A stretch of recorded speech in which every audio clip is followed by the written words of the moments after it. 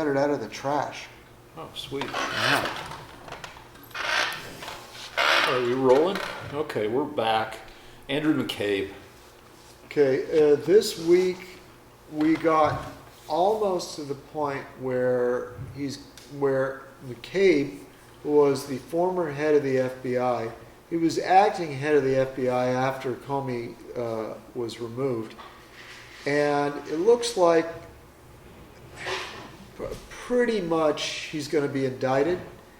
Wasn't he indicted and then not, or what was the deal? No, they've caught him on something that he should not have done. He leaked something to be specific. Some reporter had worried that the FBI was going easy on Hillary Clinton, and he leaked that the FBI had her under investigation, and they think maybe he did that so it would make him look like a more diligent leader of the FBI.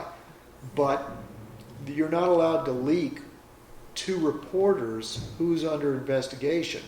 That's secret. Ironically, it had nothing to do with Trump that they may indict him. Now, the reason that that's serious is that if the FBI decides that they want to destroy a certain political candidate, all they'd have to do is leak to the major newspapers that they're investigating that person. Which is what happened to Hillary 8 days before the election. Right. But that was Comey announcing that they were not going to pursue charges for a very public thing. So that was an earlier thing. Then there was a second thing that she was under investigation again for Uma Abedin's computer. Uma Abedin married Anthony Weiner, and that computer was confiscated because of him creeping on kids, and that was 8 days before the election, and then like 2 days before the election he said, no, we haven't found anything with regard to that. So anyway. Well, the reason that it came up was that all of her emails wound up on this Anthony Weiner's computer, which is a massive breach of security.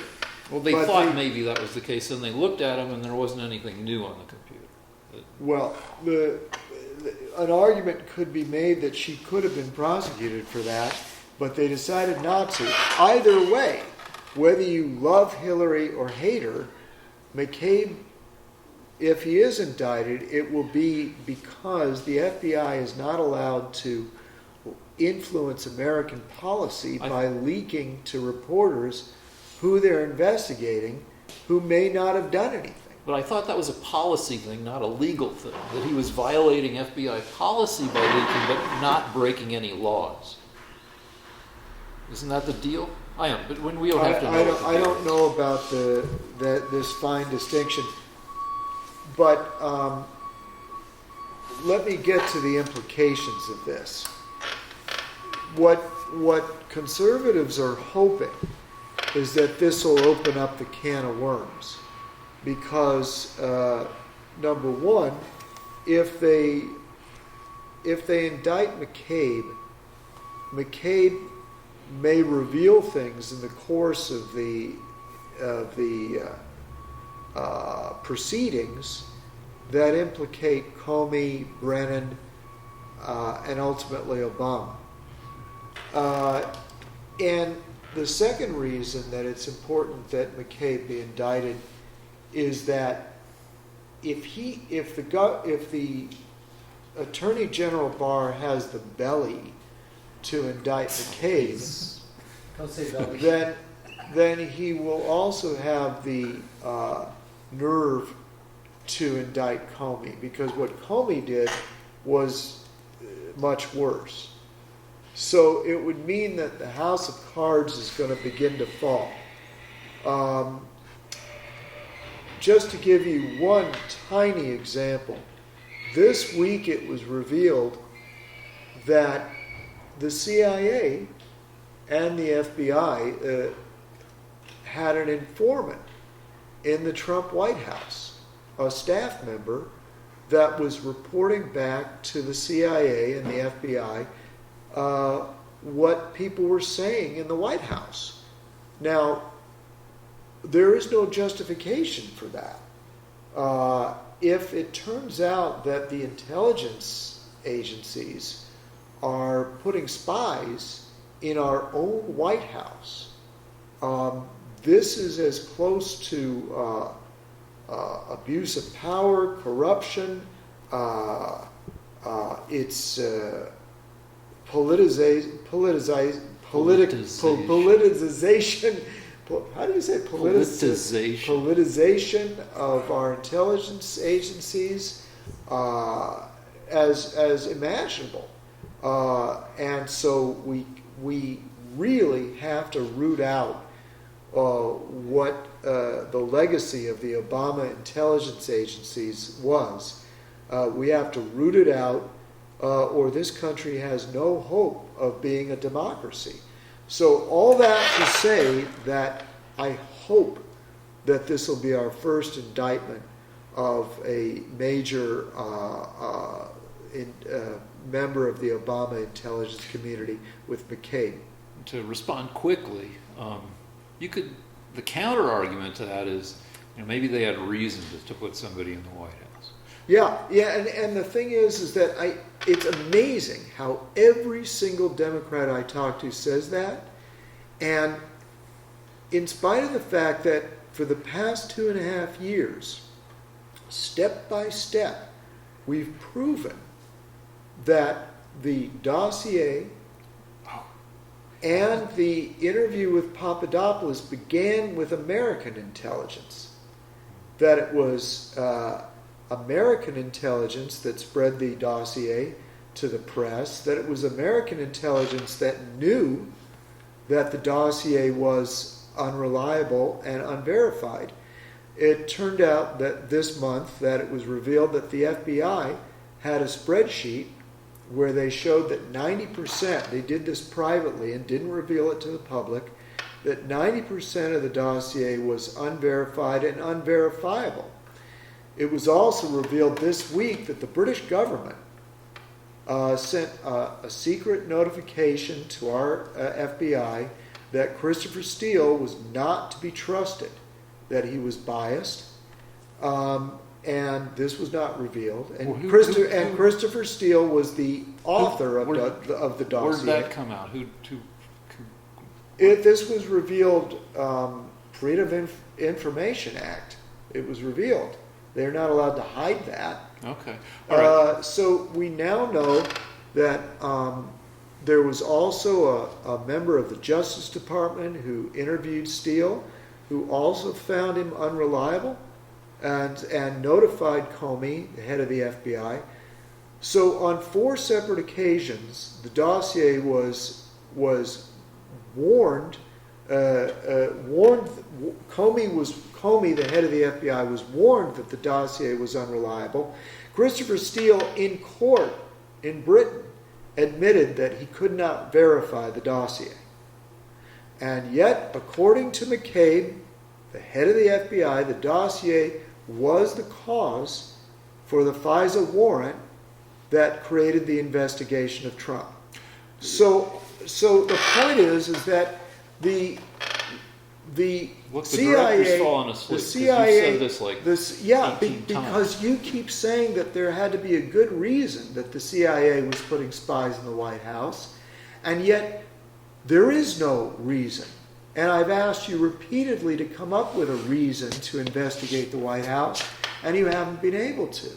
Not only have you not been able to, but the Democrats have not been able to. The FBI under Comey was not able to prove any kind of collusion with the Russians. It will turn out that Comey by using the dossier as justification to spy on Trump, had actually defrauded the court, which is a felony. It's called abuse of power and corruption. All right. So, all right, but okay, come on. You've said this a gazillion well, then times. why don't you change your mind? Because I'm not gonna. Wait. Was there a reason for the CIA to spy on the White House? To put a spy in the White House? I think so, but yeah. What was the reason, Rick? We're not going to. No. I'm not going to fight about it because you just said a bunch of shit that you've said a bunch of times before. For me to rebut that, I'd have to say a bunch of shit I've said. I want to get to talking about comedy. Well, I'm going to say something new then. Okay. If a Democrat, after 2.5 years of investigating this, the only thing a Democrat can say, and Rick is not the only one, is, well, I want our FBI to be putting spies in the White House if I don't like the president and I have suspicions about him, then what you're really saying is you want there to be a totalitarian government. You want there to be a fascist government. It doesn't bother you when the intelligence agencies are spying on a candidate you don't like. Even without proof, without justification. You push me to agree with that. If it's someone you don't like, you use the CIA. In the interest of efficiency, yeah, let's do that. Or even candidates I do like. So you want the CIA to be spying on American citizens that are duly elected? Well, it's supposed to be the FBI that spies domestically, not the CIA. Is the FBI supposed to put spies in people that they don't like, politicians they don't like? If the FBI leader is a Democrat and he puts a spy in a Republican's or vice versa, campaign, fine. You want that to happen? Yeah, I mean, we have. You want the intelligence agencies to be spying on innocent people? I want everybody to know what I beat off to. I want everybody to know what it looks like when I take a shit with my hemorrhoids. I don't fucking care. I'd rather have shit out there. Well, but it isn't out there, my friend. What's happening is they're gathering information and they're leaking to the press in order to influence the vote. All right, well, that's not particularly good. But anyway, just to move on, I just have one more thing to say, which is, 29 or 30 ongoing investigations into Trump. Now can we talk about comedy? Well, you can talk about comedy, but as soon as you do, I'm going to go right back and say one last thing. Okay. That if the Democrats feel, if your typical Democrat is not shocked by this, if the Democrats want the intelligence agencies to be secretly spying on candidates that they don't approve of, then you are a willing participant in fascism. Well, I don't really want that. I just want to agree with that to move the fucking show along and not get into the weeds on, what should or shouldn't be done and all but that. Is it a good thing? Why don't you just tell me that you agree with the Fourth Amendment, that people should not be spied on by their government, that they have a right to privacy, even if you don't agree with their political views? I guess. All right, let's talk about comedy. All right, so you've written comedy. Your dad, yeah? All right, so you've written comedy. Your dad is one of the greatest comedy screenwriters in history. Thank you. I've written comedy. I'm trying to write shit that has a comedic element right 20 now. 20 years at the Jimmy Kimmel Show. Was it 20 years? 11 3/4 roughly. 11 years in the top show on TV. It's an incredible record. I've written comedy. Yeah. What? I've written comedy. JD's actually he's got a comment. Oh shit! We'll cut that out. Our director has a YouTube comedy on the air right now, on whatever the YouTube is on the internet. So we've all written fucking comedy and produced it and such. I guess to make this topical, a guy was hired by SNL and then fired without working a day because he had a podcast, probably similar to ours, where he said some racist shit. And there was an uproar, and people said, that's just not acceptable. But I don't know if we need to talk about racism in comedy, except that comedy has changed in a lot of ways. I read today on Twitter somebody making the point that comedy is better now, that we've gotten funnier.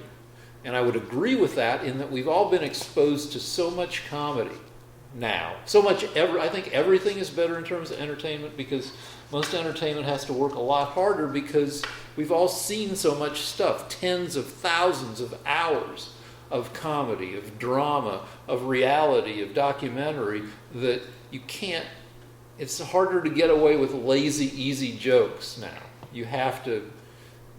Ideally, you have to come up with new stuff that has a certain amount of subtlety because people have seen everything. Okay. So, I go on Twitter and I spend a few hours there looking at stuff every day, which means I look at 300, 400, 500, 700 tweets, most of which are jokes. How do you do it? Do you just scroll down, or? I do, and Twitter has these algorithms where it doesn't necessarily give you, every tweet of everybody you follow in the time order that they put it up. They do some weird math and they give you what they think you want, and it's fucked up some, but still, you look at a lot of tweets.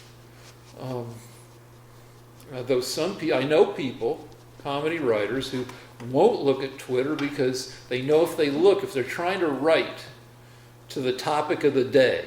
For instance, this weekend, this is Tuesday, so the Kavanaugh stuff came out on Saturday, so if you're trying to write on Kavanaugh for a show that is taping on Monday or today, you don't want to look at Twitter because any thoughts you might have were probably had by somebody else and they've already put up a tweet about it, and if you see that tweet, you can't turn in the same joke because then even though you had the same thought, you saw that somebody else did, and it's kind of like you're stealing from them, and it becomes so people won't look at Twitter. And what is your point? I don't know. I thought we could talk a little bit about writing comedy because it's a thing. Like I've talked in the past about that there's people talk about joke math, which is setting the punchline, setting the setup and then the punchline up for maximum impact. For instance, you want to put if possible, you want to put the word that is the subject of the joke, the center of the joke, the thing that makes everything fall into place in the last couple words of the joke. Okay. Because you don't want, especially if you're writing for somebody who says stuff in front of an audience, where if people understand the punchline before the person delivering the joke quits speaking, before they're done with the sentence, half the audience starts laughing, and the other half misses the joke because under the laughter. Right. So generally, you want to allow a breath, a couple of continuity words before you roll on to the next joke, so that if you're getting laughter, so the laughter occurs in a place where it doesn't fuck up either the joke you just finished or the joke you're just starting. There's another thing I've noticed, and that is you want the laughter to be at the very end of what you were saying. You don't want to add more after that helps the joke. In other words, you can't give the punchline and then try to add to the punchline real quick with irrelevant stuff, because that flattens out the joke, because then people are listening, well, what else is there, and it may not be as funny as what you arrived at. There are callbacks, but you need to be really good and know what you're doing to fit a callback in. Like Amy Schumer, there was one special where she had like a 4-level callback where she did a joke, and then she added something that referred to a joke from 5 minutes ago, and then another thing that went back even further, and she just stacked them up. But that's a I'm ninja level I'm skill. not talking about a callback. I'm saying that after the punchline, Yeah, you don't want to. you don't want to have another sentence because that sentence will be right in the middle of the laughter, and it'll confuse people because they'll want to hear. Well, they'll want to hear what the next sentence is, and they won't laugh at the punchline. Yeah. So you got to have that joke have a crisp end. And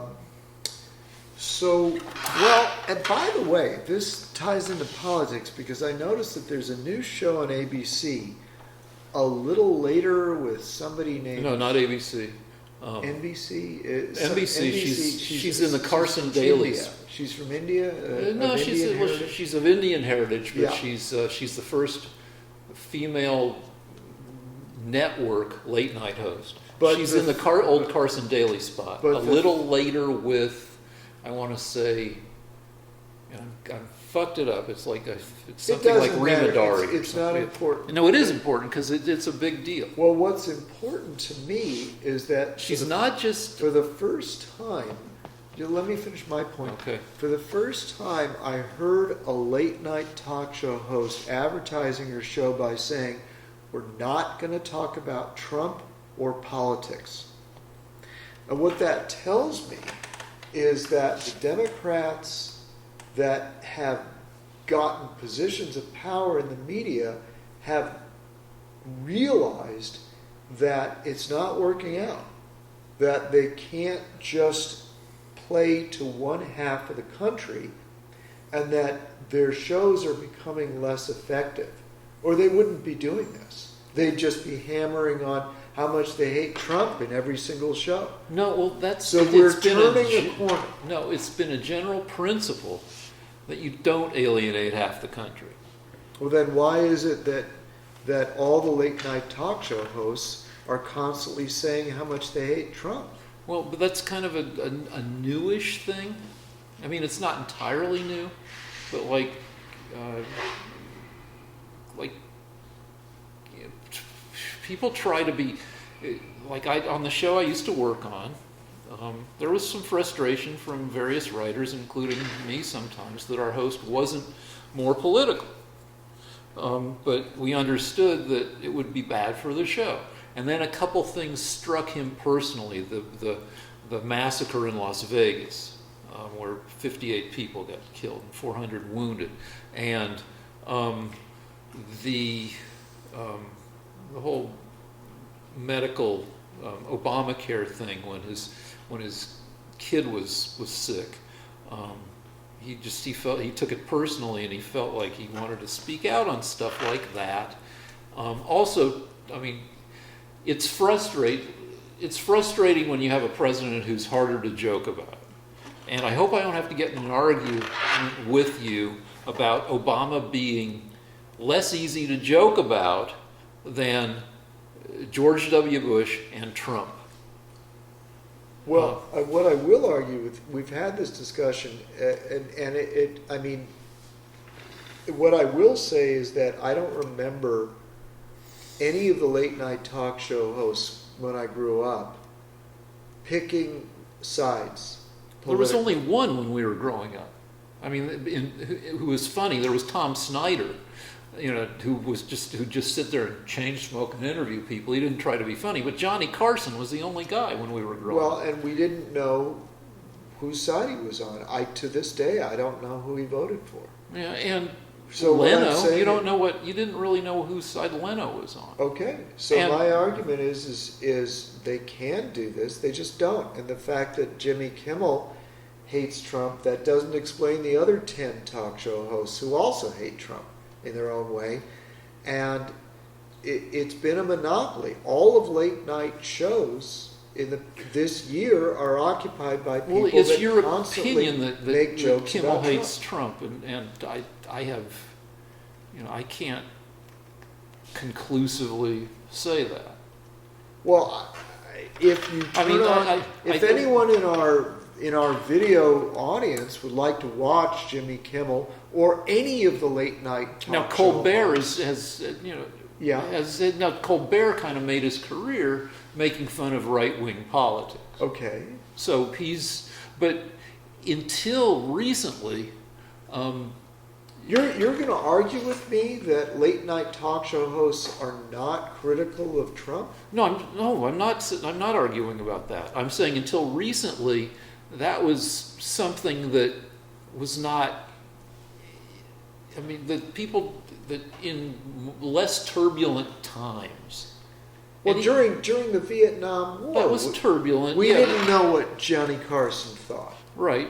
And So- but so that, I mean, that was the general well- principle, that you didn't want to alienate half the viewing audience. Right, and I'm saying that the late night talk shows, there are 10 of them, have all alienated the conservatives. And so they finally have someone coming on saying, look, this is just going to be funny or interesting, but it's not going to be, we're not going to take sides. And I think that's a very healthy development. Okay. All right. Did you all think Richard Pryor was funny? Yeah, he was ridiculously funny. Yeah. Now, I think, I mean, though, if you look, there's the comedy has an expiration date. Because, well, things change, subtext change. Like, we sometimes, you watch a comedian from the 60s and you don't know everything they're reacting to. And also, if their style is successful, that style gets picked up by hundreds of comedians across the years, and it becomes less fresh. Like, you could argue that Lenny Bruce was one of the pioneers of personal comedy, going out there and telling stories from his own life, even to the point where it wasn't funny. He'd just get out there and just start talking, and he had decent delivery, but people who saw his stuff said, as he got angrier and stuff, that, the jokes went away and they're replaced by stories. But before, in the 50s and 40s, and before that, comedians came out and they told jokes that could be told by anyone. Take my wife, please. That's a Henny Youngman joke. Take my wife, please. Because fuck my wife. She's an asshole. But anybody can go out and do the, I don't get along with my wife joke. And it's only when you get into the 70s that comics develop jokes based around their supposed personalities and their own lives. Which peaks with Seinfeld, which is a show built around Seinfeld's supposed life. And a bunch of shows, all the sitcoms of, beginning in the 70s into the 80s till now, build shows around the personality and often, biographical aspects of the lead performer. Everyone loves Raymond. You can probably name, if you had the book of TV shows. All in the Family? No, that was different, because that was a character played by Carol O'Connor. He wasn't a comedian; he was an actor. It was Norman Lear's show. I saw an old episode of the Dean Martin show. He was a member of the Rat Pack with Frank Sinatra, and he was considered one of the best comedians of his era. And on the show, there was a skit where two men want to get married, and all of the humor is based on how funny that was, and people in the audience are sitting there laughing because one of the men is wearing a wedding dress.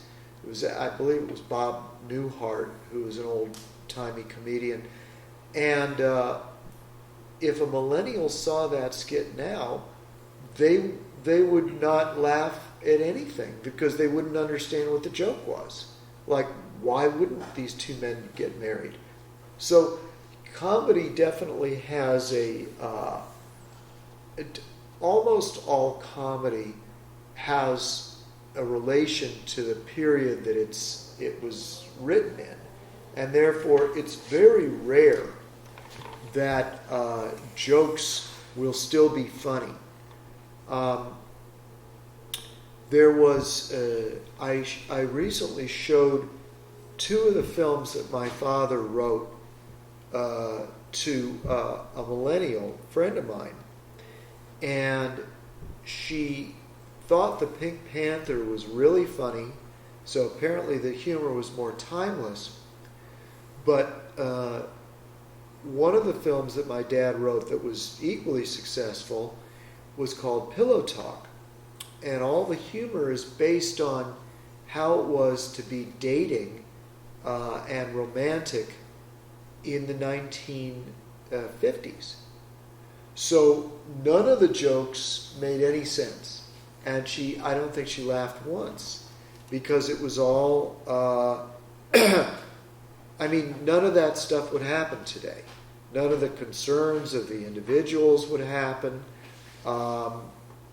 So that film is far less timeless, and the Pink Panther had a lot more what is known as broad comedy, meaning that in almost any situation it'll be funny. It's not based on wordplay or very specific social customs. It's a lot of pratfalls. Yeah, there's a lot of clumsiness and absurdity. So it was a little more broad. But the funny thing about the first film that was not considered funny by the millennial is that that's the film that my dad won the Academy Award for, and actually beat, I think, Ingmar Bergman for the award for screenwriting, with a film that's really not funny anymore. So it's that just goes to show you how a lot of humor depends on the era. I'll just say one. I had a question. Okay, go. Was a lot of the humor based on, like, I mean, in the 50s, people weren't supposed to be fucking outside of wedlock. Oh yeah. So, but the funny thing about the film is that it was pretty racy, because in the film, the star is a seducer of women, and he doesn't seduce them to get a kiss. It's obvious that he's betting them. So the difference is that they don't just show it. Whereas if the film came out today, they'd be doing doggy style, and they'd be doing girl on top, and it would be soft focus. I mean, you wouldn't necessarily see it going in, but if it was a film done today, you would see exactly which position they were in. They'd make sure that maybe the camera would be from a distance, but I've noticed there was a film called Shakespeare in Love with Gwyneth Paltrow, and I think it won Best Picture. Yeah, it did. And I was amazed because somehow they got into a film about Shakespeare. They had two people doing it doggy style. So it's like, wow, they would have left that out of a film in the early 60s, and that's okay to me. Do you have anything else to say about comedy, or should we move on to the next? I have a question about comedy. Just last Okay. one. That comedian in the '60s that insulted everybody. Don Rickles. Don Rickles. Yeah. Well, How would he fare today? Would you think? Well, the deal is, he did a lot of stuff that was I mean, he was an insult comedian, and a lot of his insults were based on racial stereotypes, broad ones, just ones everybody knew. And he got a pass. He was around for until just recently, because he was a beloved guy. He was known to be a really nice guy, even though he was an insult comedian. He'd been around forever, and he was beloved, even though his comedy wouldn't have flown today. So he got a pass, and he got grandfathered in. Well, I just wanted to say something about racial comedy, and I just can't get over this joke. I'm sorry, it's a diversion from our main topic, but on the Dean Martin show, it was a big deal at that time to be Italian American. So the country was so white that even being Italian American was unusual. And in one of the skits on his show, because he was Italian American, and he was doing a skit with Frank Sinatra, and a woman came in, and she was going to prepare lunch for them, and she said, "Oh shoot, I forgot the oil for the salad." So she ran her fingers through Dean Martin's hair to get oil for the salad, because everyone knew that Italian Americans had oily hair. And Dean he cracks up at the joke, and that's what life was like. For the millennials watching this, I just want you to know that in our generation, we could make fun of other races. I mean, it was far more permissible. There was a limit, of course, but people were a lot more relaxed, and I feel sorry for young people today that they can't kid around with each other. Let me semi-rebut that, because more conservative people on Twitter like to get on and say, well, now you can't have comedy at all because anything you do is going to offend someone, which is a bullshit argument, because it's just, you just have to work a little harder and know what the parameters are, the same as any time you're writing comedy. Some SNL guy got fired for saying He got fired because he said a certain word that begins with C, referring to Asian people, I believe was the deal, and probably said a bunch of other stuff because he had a podcast, which means, you know, there are probably hundreds of hours of him talking.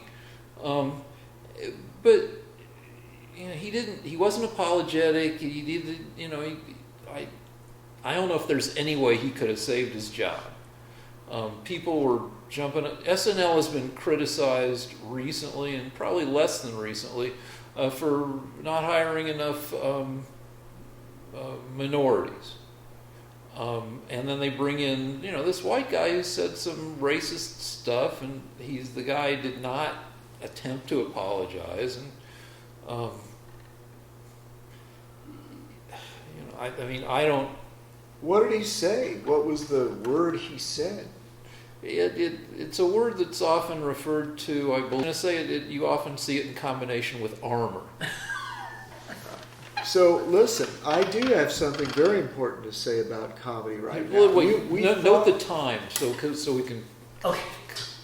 We actually, it's important.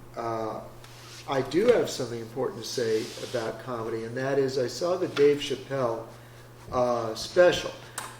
Dave Chappelle is a comedian that has come under attack by the left, and he makes some jokes about transgenders.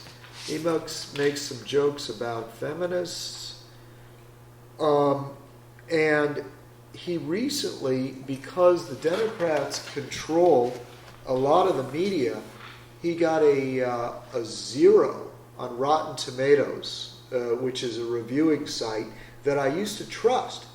But the Democrats took it over and they politicized it.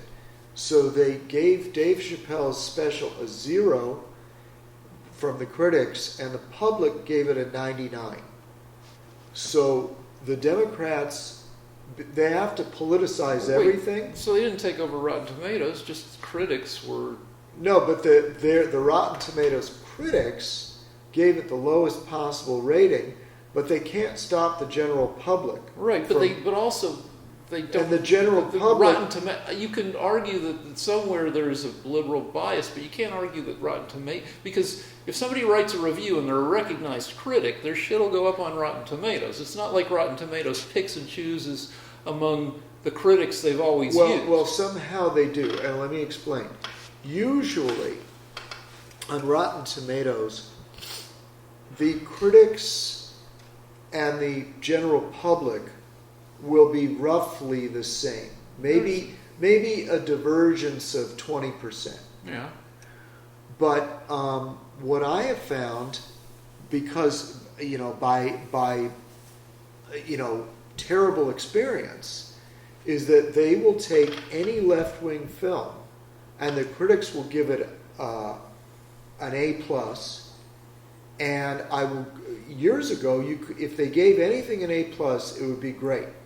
But now, all it has to be is social justice.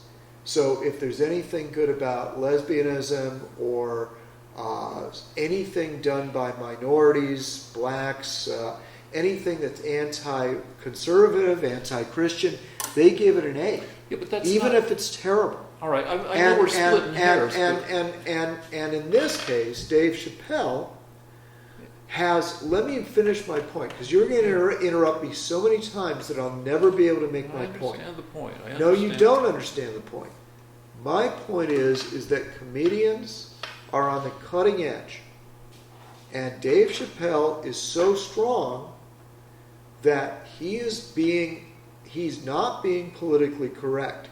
And he and others like him are going to make it cool to be politically incorrect. And the next generation is going to learn that it's okay to fight back against the social justice warriors and political correctness. So I predict that the change is going to come, and harbingers of that change are the stand-up comedians that fight against political correctness. Two things. One is, I don't think it's Rotten Tomatoes, because Rotten Tomatoes is a review compiler. I don't think they decide whether or not to include a review based on the politics of the review. Now, it could be that, most journalists lean left, but I don't think that it's something conspiratorial is happening with Rotten Tomatoes. Well, what it is if since these reviewers lean left, they now see their job as fighting conservative Christian America. Yeah, but again, maybe it's so, but that's not Rotten Tomatoes. But it's still, that's how it comes out. Oh, okay, fine. Thing two is, like as I said, you can still hit just about any topic you want. You just can't baldly say that a certain race, likes, is just irresistibly attracted to certain foods. Even though that's a dumb stereotype that really isn't that. I'm not that race, but it seems like just all right, let's pick a race I am. Let's like that you can't just make jokes about Jews liking money or Jewish wives being hard to persuade to have sex. You can't just go out and just throw that stereotype out for laughs, because it's lazy, and mostly it just shows that you're hacky. If you can do something with it, if you can acknowledge, I think you can always acknowledge the stereotype and understand that just by throwing the stereotype out there, you're an asshole. But you can still take the stereotype, and if you can do something clever around the stereotype plus the awareness that you can't just throw fucking stereotypes out there, you can still make jokes that go into places that are tricky like that. Well, I'll give you an example. Okay. Yep. Both of us know a major comedian named Adam Carolla. Mm-hmm. And this is unbelievable. He was on a show, and for maybe 3 sentences, he made a fake Chinese accent. Just some kind of he was telling a joke, and he slipped into this sort of stereotypical Chinese accent that made fun of the way the Chinese language sounds. Let's not do that. No, it was making fun of it in the old-fashioned way, like in the 1960s. They'd have a guy with buck teeth and a little... Mickey Rooney played that guy in Breakfast at Tiffany's. Yeah, somebody that is wearing glasses and has a little pigtail and was talking whatever. And I did it. There, I just did it. And what happened was Adam Carolla was persecuted by Asian community organizers and community Asian groups or whatever.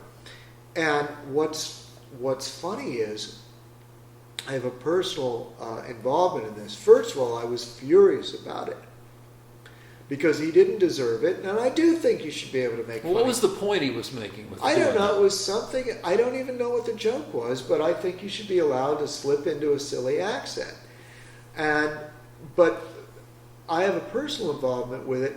I was out to dinner at a Chinese restaurant, as a matter of fact, and the woman that I was with and her husband was the one that founded the movement to stop Adam Carolla and get him fired.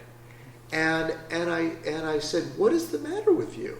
And she said, "Well, you know, a lot of people we need these groups to protect Asians because a lot of people are will do racism against Asians and will try to hold them back." And I said, "Ma'am, Asians do so well in America. Maybe we do need an organization to try to hold them back." Did she laugh or did she get pissed? Well, her husband laughed. But the other thing is that everyone turned to me and said, "You know, we are in a Chinese restaurant right now." And I thought, well, doesn't that play into the stereotype that the Chinese might poison your meal? I mean, are you afraid? You know, so... But anyway, the point is, it was a real mess, and I really felt terrible for Adam Carolla, and I do think we should. There are a million jokes we can't make anymore. I mean, Yeah, but most of those jokes shouldn't be made because they're old as shit. Well, let me say what Dave Chappelle was joking about. I don't remember the exact jokes, but Dave Chappelle, who happens to be a black man, said that he thinks transgenders are funny. And, you know, in a way, if a person lops their penis off and has breasts attached to himself, that is funny. Except that 99% plus don't do that. But if any of them do, it's funny. I mean, it's tragic, but I think any 6'4" man that walks around in a pink dress is funny, or should be laughed at, or something. I certainly don't respect that. I don't think the person I think the person is obviously very disturbed, and if someone wanted to make jokes about it, I don't see the problem. What is the problem, like, with somebody who wants to dress like that? Well, because there are things that are funny. If you were to walk around wearing something that was wildly inappropriate, you would be an object of people's comedic attention. It's not, I mean, you can't wear a sign that says "kick me" and then sue anybody that kicks you. Well, that's not what they're doing by cross-dressing. That's probably not even the right term anymore, but by dressing as the gender they want to be. Let me ask you a question.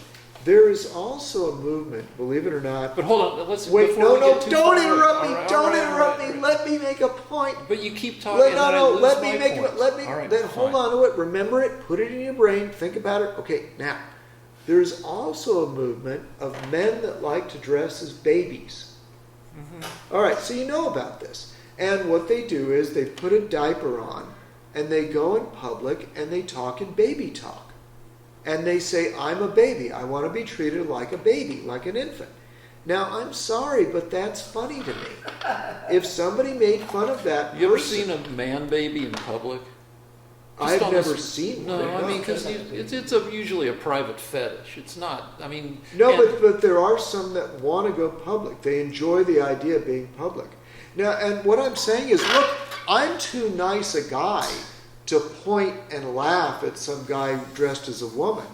But there are funny aspects about it. I would be polite to the person in person. I wouldn't humiliate them. There are plenty of shows. But if you wanted to make, there are funny things about it. Why should Dave Chappelle have to respect that? Well, you can. I mean, Transparent is a comedy that until what's his face got fired. And I assume it still kind of revolves around, like, I haven't watched it. The main character was a guy who came out as trans in his 60s. And it's a comedy, and the whole family is, everybody in the family has their issues. But you can do comedy around trans issues. It doesn't have to be. It doesn't have to invalidate transness. But hold on, let me pick up on some points that got the people who look out for Asian defamation are particularly aggressive and active. Plenty of people have run afoul of because they're very active, but I don't think that it's out of line necessarily, in that, like, a lot of those, the round glasses, the squinty eyes, the buck teeth, like that comes straight out of World War II propaganda to make it, to make us, to make Japs the other. It's in its way, it's as bad as, the Germans, making Jews, look like hook-nosed, stubbly, kind of fatted, the standard, like, racist. Did you hear about the Jew that had an erect penis and walked into a wall? He broke his nose. Yeah. I mean, like, how old is that fucking joke? Probably a century. I'm just saying, but it wouldn't bother me if I heard somebody say it. I wouldn't sue the person or demand that they be fired. Do we have any more topics, or are we done with the show? Note the time, because we got to get rid of the various things in armor. It's right before we go into your hour. Oh, like science corner. All right. Oh, Somebody you were wrote, going to answer that. Okay. Yeah, somebody wrote in with a theory that certain physical processes are mediated by pain. That electrons feel, pain or sorrow when they're separated from protons and stuff like that. And you could frame it like that. But Occam's razor is the idea that the simplest explanation is often the correct explanation, and often the correct explanation, the most like Einstein and a bunch of people have noted that mathematics as a tool for describing physical processes is surprisingly effective. And you can mathematicize the relationship, the forces felt between electrons and protons, and you could express it as sorrow. And in fact, some things in physics have deceptive labels that make you think that that there is some kind, like charm is a characteristic of certain quarks. So naively you might picture like some quarks as being better able to go into a bar and pick somebody up than other quarks because they've got charm. But it's just a descriptor, and given the mathematical framework that describes the relationship between charged particles, you can take away the idea of pain and still have a workable theory, which means you should take away the idea of pain because it doesn't add anything to your theory, which is pretty stripped down and simple. One of the priorities of physicists for the last couple centuries is to come up with the simplest possible explanations for what the least forces. There's a thing that physicists have strived for. Einstein spent the whole second half of his life fruitlessly looking for the unified field theory, a theory that would explain why there are four forces and what they came from, and could they be boiled down to one single force. And in fact, since Einstein, further theorization has unified three of the four forces: strong nuclear force, weak nuclear force, electromagnetic force, everything but gravitation. And you want the simplest possible theory that explains the world. Okay, so there's that. One quick question for that. Yeah. The subscriber who asked the question, how much time is spent actually just thinking about it before actually putting it down on paper? Is there equal amount of time just processing you as a scientist? Well, and then for Lance, when you're thinking about a painting, how much time do you spend thinking about it before actually painting it? Do you want to answer first? Yeah, you look at Einstein, who had some good basic ideas. First was special relativity in, all right, born in 1879. So all his first wave of theories was 1926. And then his second wave, I think, with general relativity, well, special relativity 1905, 10 years later, general relativity. And the math behind special relativity, there's a lot of it that's pretty straightforward. So that came pretty quickly after he had the basic ideas. And then other people looking at special relativity came up with further simple ways of picturing special relativity. But general relativity, he had the basic ideas probably 6 years before he came up with the mathematicized version of the theory. He tried all sorts of mathematical systems trying to find one that would work the way he needed it to work. And finally, after 5, 6, 7, years, one of his friends said, "Have you tried this math?" And he plugged it in, or with the help of his friends, because he wasn't necessarily conversant with all the subtleties of all of mathematics. They found a mathematical framework that worked. So in that case, it took fucking years. In other cases, not so long. But I gotta say, personally, when I think about physics, I think about, I don't think about it all the time, but when I do, I think about it for an hour or two until I get frustrated. And I'm sorry, then I have to beat off, because I get really frustrated. Wow. I didn't expect that. That was worth the whole show right there in terms of shock. You asked, how long does it take for me to come up with an idea for a painting? And it can take a moment where I just think, boy, that would look good, and it just pops into my head.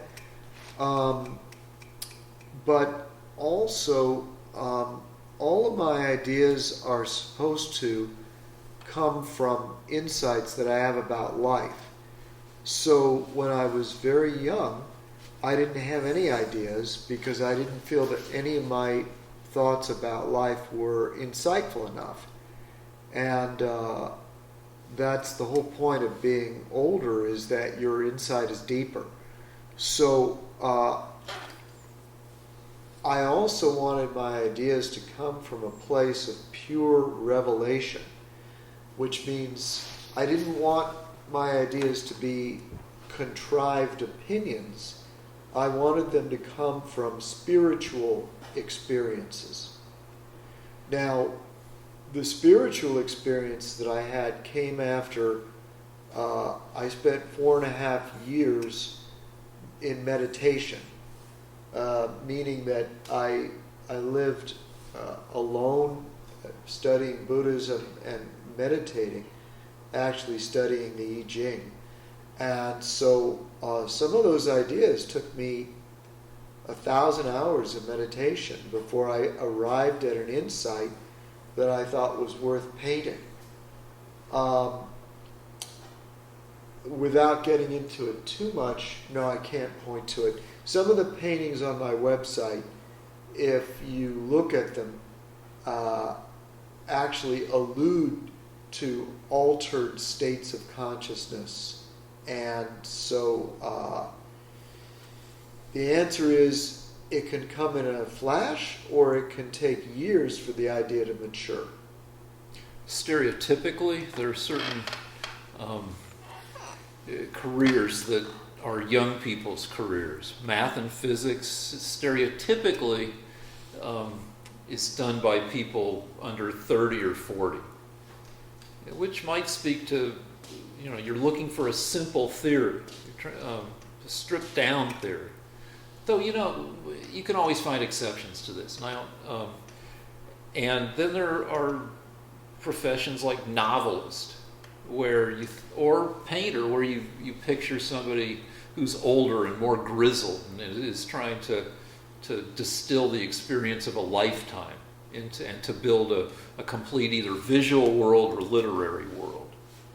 Yeah, I mean, one of the advantages of being an artist is that you do get better as you get older, whereas ballet dancers, have a real problem. Listen, I think we need to wrap this up. Yeah. It's 1:30, but before we go, I wanted to say something. We got $9 this week, and I think the reason is because I was very clear. We need subscribers. We need you to share. If you like our show, just press share. And if you want me to continue the fight against socialism, then go to PayPal and type in lanceversusrick@gmail.com. That's our PayPal, and you can give us as much money as you can afford. We heard from somebody on the drive down here. We heard from somebody who knows you very well that you've actually benefited from American socialism via like some medical care, possibly something where you slipped and admitted that you got a benefit from some kind of socialist deal that goes on in America. I've never been against the idea that if you were extremely poor, that you shouldn't get some aid for a medical problem. So my problem is that I don't want socialism to take over every aspect of our lives. I do believe in a mixed economy. Mm-hmm. So that is, I do believe that the government can run the army, the police force, that if somebody is flat broke but has cancer, they should be able to get some assistance from the government. I believe that we all get a little bit of money taken out of our paychecks, whether we want to or not, that pays for unemployment insurance if we lose our job, and Social Security when we get older. I don't know how much of that should be reformed, but it is the system we live under, and then I don't object to that. What I object to is the overall control. I'll give you an example. The Democrats this week, the Democrat governor of California asked Trump if he would give $50,000 to in aid for each person, or to start building housing in California. I don't know where the 50,000. These were somehow it would be distributed in parcels of 50,000. So Newsom creates the problem. Because he's a socialist, he's shut down building in California with absurd regulations and demands on and zoning. Is he really the guy who's shut Yeah, down? because they've been shitting on the sidewalks in San Francisco since he was the mayor of San Francisco. He was one of the people that was instrumental in letting people crap on the street. That's why there are, and also there are 60,000 homeless people in Los Angeles alone. This is all under Gavin Newsom as governor. And so he asked the president to come in to try to clean up a problem he helped create. Yeah, And now that's... There's plenty other, I mean, maybe he's responsible, maybe he's one element, but he's not the sole cause of homelessness. Well, he was the mayor when San Francisco became a mecca for homelessness. Yeah, he's one of the. If you had to point your finger, he would be one of the main people. And you can't. And one of the things about socialism is that all people are equal and have to be treated equally. So if somebody wants to defecate on the street, you can't stop them.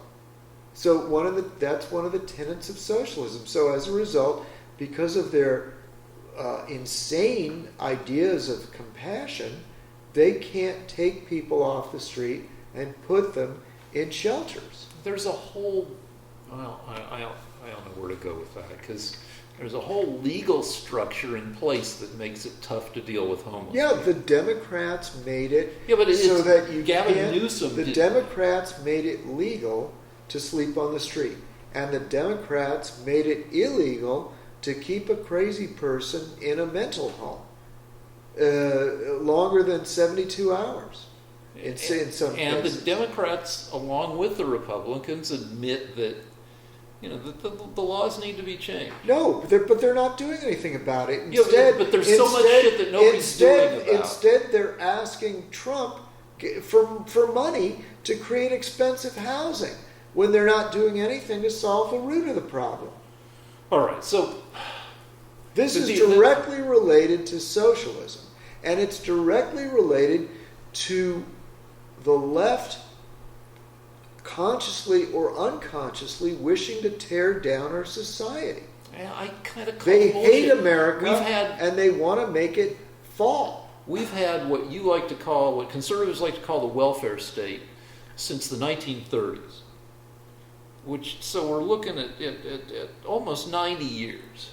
And during that 90 years, we fought in one World War II. We dominated the world's economy for 50 years. And it's more than that, because we still dominate the world's economy. And I know socialism is going to be the big, scary word of campaign 2020, but any kind of, all right, here's Elizabeth Warren's socialist plan that she unveiled, I think, this past week. She wants a wealth tax, where anything if your family, your household, has $50 million or less, you pay no wealth tax. But any of your assets above $50 million, you pay a 2%, I believe, annual wealth tax. For instance, if your household has I mean, it seems like there are some problems, like how do you figure out what a household's worth? That itself will be subject to abuse. But say that your estimate of your family's worth is we own $50 million worth of shit, and so you pay no wealth tax. But if your family has $100 million worth of assets, then you're taxed at 2% for that second 50 million, which is $1 million you're taxed on, and that doesn't seem wildly socialistic. It seems like a little teeny bit socialistic because it's a fucking wealth tax, but it's only 2% and it's only on assets above $50 million. So it's not like you're leveling society and everybody's equal. It's that you're going after 2,000, 3,000 households across America, and you're taxing them at 2% above $50 million. We get it. Okay, one of the things that Elizabeth Warren announced is that she wants to give reparations to black people who are the descendants of slaves. So we're now going to divide up America into people that will have to prove that they were descendants of slaves. So if you're Nigerian and you came over this year, you're not going to get reparations. Did she give any specifics? Yeah. I mean, She's for reparations. But how she much? She said that if she's elected, she will start a committee to work out the details. But she strongly favors it. She also wants to decriminalize crossing the border. So it will no longer be a criminal, it will no longer be illegal to cross the border. It'll be like a civil thing or something. She wants to decriminalize it. So if you sneak into the country, you won't be. It will no longer be criminal. It'll be a fine or something like that. She also wants to, one of the things that the Democrats are in favor of is they've worked out a plan where they're going to, she says she wants zero zero fossil fuels by 20 years from now. So the entire energy of the United States would be from wind power and solar. That's another thing that she wants to do. And one of the things about socialism is you better do what the government says or they're going to shoot you and put you in prison. You're throwing all this shit into the socialism hat. Yeah, but it's socialist because when they can control what you use to fuel your car, that's socialism. The government gets to tell you what to do for the good of the country. So she's decided that we're not going to be able to have oil in this country. For the first time in America's modern history, we're energy independent, and Elizabeth Warren's going to turn that around. She's going to say, you know what? No more oil, no nuclear power. We're just going to use renewables. Has she come out against nuclear power? I mean, because... Well, just renewables, that means solar and wind. Yeah, nuclear power is pretty frickin' renewable. I mean, you exhaust the fuel, but still, anyway. There will be no... She wants to get us completely off of oil. No. Okay? You know what's going to do that is... you know what... I know, we've had this discussion about the market. But what I'm trying to tell you is socialism means a leader controlling the choices of Americans that they should be able to make for themselves. So I don't believe in that. All right, how do you feel about giving Native Americans the right to operate casinos? We gave Native Americans reparations. We said, we fucked you over, we took your country, so you get to operate casinos. That's reparations. Well, do you think we need to go through the ancestry of every single American and figure out who has an eighth black, an eighth white, and then give them a certain amount of money? There was a civil war fought over. Yeah, I mean, I'd have to see the specifics of the plan. For instance, really? No, because like the SAT recently came out with a deal called a adversity score.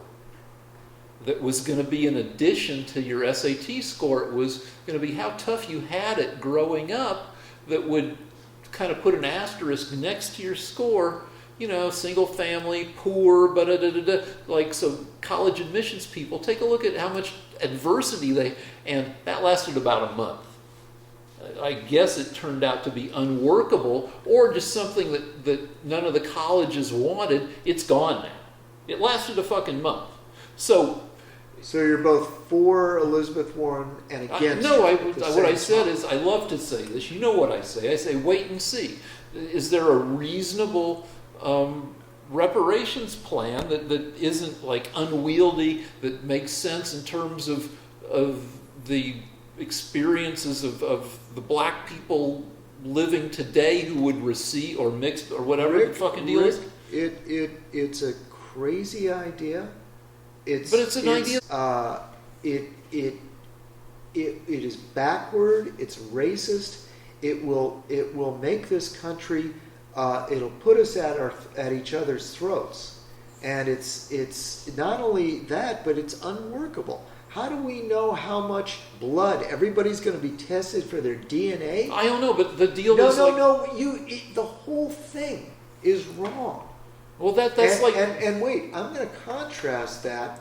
I was reading an article today. I've said this before, but it turns out that the group that succeeds the most in the United States of any people that move here are Nigerians, black Nigerians. Now, if this country is so racist, why are they succeeding? And it turns out because they value education so much and they value success so much. They're incredibly ambitious, and they sit there studying constantly, and they get advanced degrees, and they push themselves. So the country does not need to go back to the Civil War and start doling out cash. The country maybe it's not cash. Like, for instance, let me throw this at you. Like, black Americans' lifespans are significantly, on average, shorter than white Americans. So maybe that's a way to look at it. Like, maybe Under most health plans, annual wellness examinations for everybody covered by the plan are generally free, because it's cheaper to keep people well than to treat them when they're sick. It makes economic sense, and it's better for people because people end up being healthier. Now, maybe maybe you look at, you talked about genetic things, but like maybe for people who have, maybe there's a way to address something that looks a little like reparations, but maybe not like reparations, that is designed to help the health status or increase the lifespan of people who have been disadvantaged historically. I don't know, but I mean that's not just giving people checks. It's maybe giving them access to more medical services. I don't know. That's probably a whole nother. So you should get more medical services if you're black. I don't know. I mean, but like, well, for instance, is that fair to all the other groups that, I don't know, that but this get is sick? I don't know, but like she wanted to set up a panel to study this, right? Well, she's for it. She says in principle she's for it, and she Yeah. wants to set up a group to work out the details. Yeah, well, maybe those details are work outable, and maybe they're not. Like for another Well, thing, Rick- like NFL players, black and white, they have an average lifespan that's like more than 15 years shorter than the average American male, because they get the fuck beaten out of them. And Got it. Right. Point? All right. The point is, working with the NFL, they came up with this fund that turns out to be inadequate to help people with CTE, chronic traumatic encephalopathy. What does this have to do with reparations, Rick? Well, Because I've got to get to sleep. all right. So professional football players, turns out they give up 20 years of life to play football. What does this have to do with reparations, Rick? Well, if there are structural things that affect black people, maybe other minorities, maybe other groups, based on our history as a nation, I mean, we gave the right to run casinos to Native Americans. That's reparations. So we should let blacks run casinos. I don't know. I mean, I want Germany to give me the right to go run casinos in Dusseldorf because they've killed so many fucking Jews. Not going to happen, but I mean, if there are no specifics, then I don't know how to react to the idea. I would say this, Rick. Right now, we do have social programs. So whoever is disadvantaged, regardless of their race, and whoever is sick and can't afford it, can get access to those social programs. And we've had these programs in place for 50 years, for many decades. So my argument to you is we don't need reparations for specific races. We need reparations for people. We need money for people that need help and for some reason can't help themselves. So we do have a safety net. So we don't need to start dividing Americans up by race. With that, All right. I'm going to Here we sleep. go. All right. See y'all. No, you want to preview UFOs for next week? All right. We're going to talk about UFOs next week. I think they're bullshit. Thank you.